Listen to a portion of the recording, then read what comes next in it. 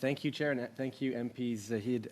Minister, I'd like to follow up on conversations we've had, as well as a letter I wrote your predecessor earlier this year, where our IRCC did a really important thing in putting in place a series of temporary immigration measures to support immediate family members of Canadian citizens and permanent residents in the midst of the crisis in Sudan.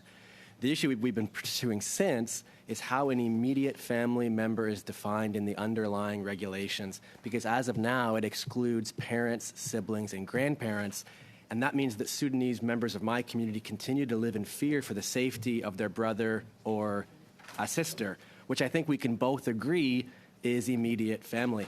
And so can you share more, Minister, about what is being done to address this? Minister, you have 1 minute to address. Yeah, I'll sort of break this down in two parts. I'll try and answer rapidly some of the work. We've not announced anything on Sudan yet. I have taken to heart the criticism of the policy, which in contexts of more extended families and even more nuclear families, probably should be expanded. So in the Sudan context, very open. I cannot announce anything publicly at this time. Very open to your suggestions and your forceful recommendations. On the Afghanistan portion, I'll just ask DM Fox to respond quickly so that we don't take up more of your time. Yeah, so we did for interpreters and for language and cultural advisors kind of expand that family definition to include, I think it's children, grandchildren, parents, grandparents, and siblings. And then in the SIM program, I think you're familiar with some of but I think you're right that we can have a conversation around Sudan to make sure that we're consistent in our definitions and flexible to respond to a particular need.